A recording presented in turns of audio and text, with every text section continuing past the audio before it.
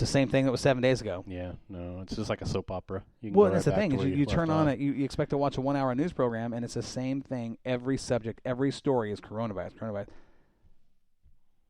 I'm going to turn on something on Hot Rod Television, or Motor Trend, or I'm gonna watch something. I don't care if it's a rerun. I'm sick of watching it. There's a battle in the house if it's ID Channel or Motor Trend. You're right. Yeah. And with both of you home all the time, and I know you working, got to have something going on in the background, and I hear you. That's me. Here, whether I'm printing shirts with our new division of Moxie, with the shirts and the hats and hoodies and jackets that we're doing. There's music on, or there's Hot Rod, something Hot Rod, show on TV, and you just to hear it, Yeah. It's part of our life, it's what we do. And when when it's taken away from you, sucks, man. Yeah. Totally sucks. But so, I guess I can talk about what happened to me a couple weeks ago. I don't know if it's depression or what's going on here, but Anxiety more than anything. anxiety, excuse me, to go racing. Yeah. I don't know what's happening, but a couple weeks ago, what was that? Not even 2 weeks ago. It was right at 2 weeks. Was it 2 weeks ago? Yeah. Okay, I don't even remember. But so I ended up in the hospital for a day. Truly thought I was going to die at your house, Gary, on your couch. Left there, went to my sister's to talk with her a little bit, and ended up in the Salem hospital with it was crazy. So I'm sitting there at my sister's house, and then I was telling you that I wasn't feeling well. Yeah. When I got to my sister's house, and I'm sitting there, I'm watching my watch, and my pulse is going up. My heart rate's going up, and it hit 122. And I'm sitting there just talking like you and I are. Started getting hot and sweaty and lightheaded, and I looked at my sister, and I didn't want to say anything in front of her boys or her family, so I pulled her off the side. I said, "Listen, I need to take me to the hospital." She says, "What?" I said, "I need to take me to the hospital right now." She says, "What's going on?" I said, "I don't know. My heart rate is freaking out." I said, "I'm at 122. I'm doing nothing." I said, "I'm short of breath." And basically what happened was I got there. And I'll tell you the funny part about this. I already told you, but Yeah. got to the hospital, and they're taking all my, they took blood, and they did all this. Oh, yeah, all that goofy stuff they do. And the guy says, "So what's wrong?" I said, "I don't know." I said, "But my heart rate's 122 beats a minute right now." He goes, "122? How do you know that?" I said, "My watch is telling me." And he says, "Well, I'm pretty sure your watch is way off." Okay. So he takes my, he hooks me up to the machine and takes my pulse, and he goes, "Whoa." I said, "What?" He goes, "Your pulse is 122. I said, "I told you." And I ended up in there. I was almost there. I was there all day. Not a good experience. I didn't see hardly anybody in the whole time I was there. A couple, in the 9 hours I was there, I saw someone in my room 3 times. But they gave me some medication. I'm feeling much better now. But they basically what happened was the top half of my heart got out of sync with my bottom half. What's called atrial fibrillation. So the bottom half is working fine, pump, pump, pump, and the top half is just doing whatever it wants to do. It's hitting real fast, and it'll stop, and then it'll bump 3 times real hard, then it'll bump normal, then go back up to just, and then it was just all over the place. It wasn't working, and that's a scary thing, because what can happen is you can actually create a blood clot in your heart, and your heart pushes that out, goes to your lungs, and you're done. So they did a bunch of tests, and they were trying to figure out what's going on, and they settled on, this AFib, and gave me some medication I have to take for the next 60 days. So far, it's done a pretty good job. You're not pale white anymore, so. Yeah, I was in bad shape, and I probably shouldn't have been driving when I left your house, but... No, but you didn't even tell me what was going on. You're just like, "Man, bro, I got to go." And then what was it? 3 hours later, you're already checked in. You're like, "They might have to shock me." Yeah, they were actually talking about taking those paddles and shocking me because trying to get the heart back in the rhythm. But my sister drops me off. Now here's going back to how this whole started was how people can't see their loved ones in the hospital right now under any circumstances. My sister is an employee at Salem Hospital for almost 25 years, and they wouldn't let her in to see me. When she dropped me off, they're like, "Nope, see ya, bye." checked me in, had to have a certain badge and do all this questionnaire, the Corona crap. Finally got in, and I tell you what, that was not the best experience I've had in life. It was actually kind of scary. I mean, it's common, but it's serious. That AFib stuff, and man, I hope that I never have to experience that, or anybody I know has to experience that. It's I thought I was gonna die on your couch. I really did.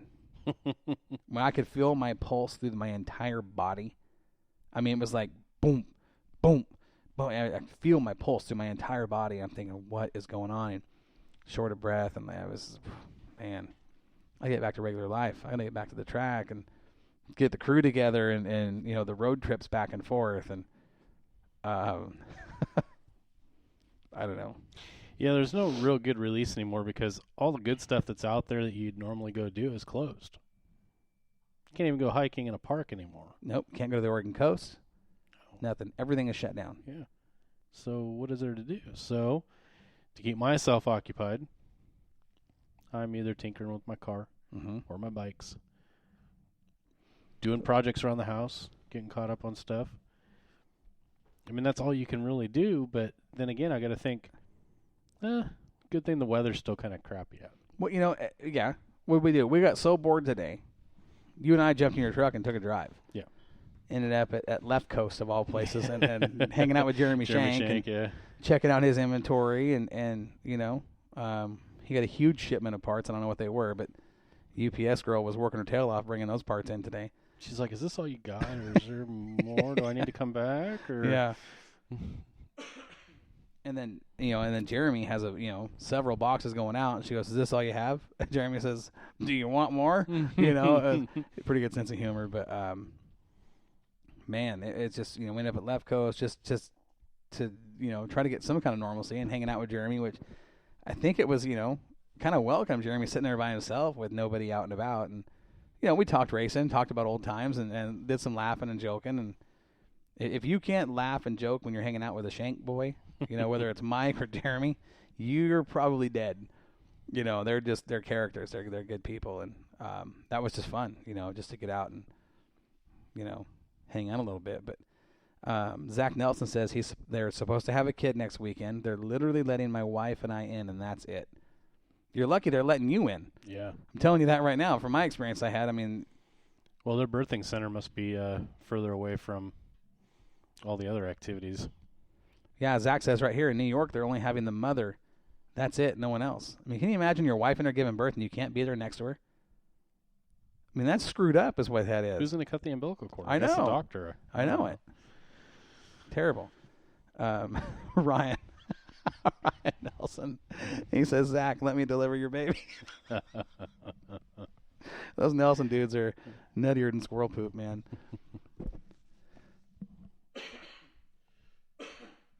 So, we just wanted to get on here and talk a little bit and get everybody together, whether it's through the chat line here or, Facebook, whatever, and just, get everybody together and have some kind of normalcy, on a normal night and talk about, honestly, we don't know what's happening. I bet you in the last 2 weeks I've probably got 300 messages, we have through Moxie, and how many personal messages, phone calls, and everybody gets the same answer. We don't know. I know that there are some very concerned racetrack owners at this point. I know there are some very concerned teams and sponsors, people that have given money to teams for the 2020 season that, may not get anything out of it. Oh, and if we do, it'll be obviously a shortened season. Who knows? I'll tell you one thing that I've enjoyed lately has been some of the drivers finally posting their new rides, the new schemes and stuff. And Brandon Wilson, you see his little video today? Or was it yesterday? Dude, he put his car in his backyard and drove laps and was, sliding it around and stuff just because that's where we're at. We're actually putting cars in backyards and, I mean, we want to go. We want to get the season going, and it's killing us.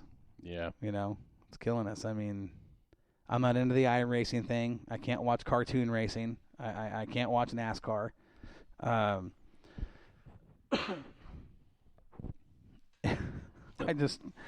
I see people getting excited about that, and I'm thinking, man, they've got to be way worse off than I am if they're resorting to that right there.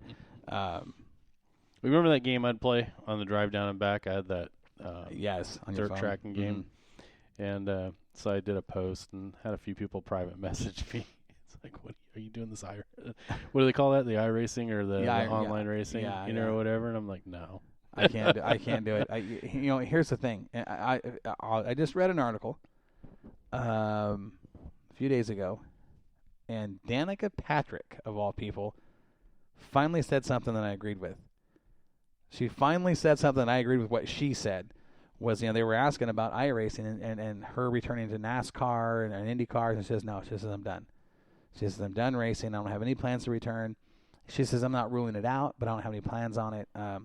They asked her about iRacing. She says, no.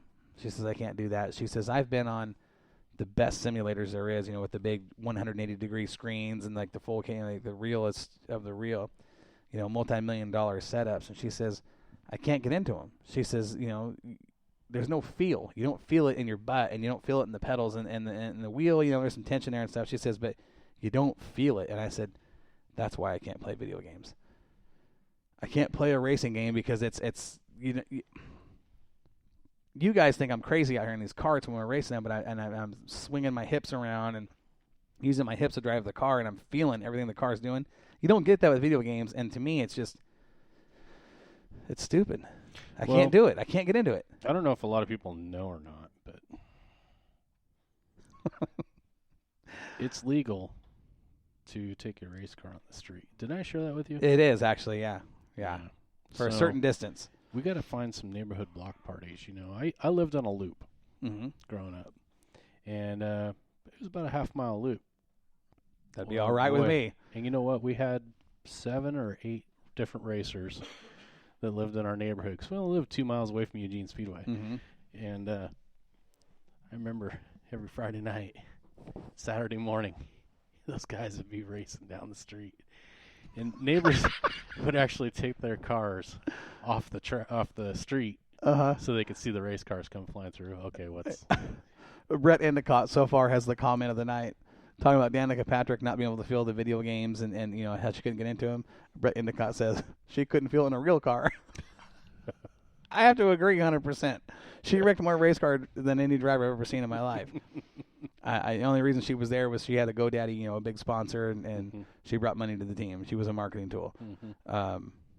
That's my opinion. I can say it. It's my show. But, I don't know how many people I'm going to find to disagree with me on that. But it's your First Amendment right. What was that? First Amendment rights. It is. Not in Medford, though. These cops know our house because the neighbors don't like the cars. And when we fire them up, 15 minutes will go by and the cops are at the house. Sounds like my house. But usually they come over and bullshit with us because... It's all right. It's all right. Oh, man. I've been at your house when there's 3 or 4 bikes started up and someone's revving the 66 Skylark. And you might as well be at the track. There's enough noise. You'd think it's a drag strip in front of my house with that much rubbers. I mean, there's probably thousands of dollars in rubber in front of my house. It looks like a launch pad. Yeah. It looks like a launch pad at an NHRA track. But, I'm glad Brett's jumping in. Brett, we sent him a message just not long ago. Lost his mom. We send our prayers and condolences, and we hate to hear of people we care about in the racing community losing loved ones. And I know that when I lost my dad in 2013, that was you realize how small racing is, but how important it is at the same time. It's probably the one thing that helped keep me focused on something other than that. I had to handle everything by myself. Yeah. It was hard, but it became secondary in the big picture. But it was so important in giving me my mind some kind of ease, some kind of, to get back in the booth. I mean, I was actually, my dad passed on a Wednesday night, and I was in the booth on Saturday. It was hard. But our thoughts and prayers are definitely with Brett and his family. For sure. Terrible, yeah.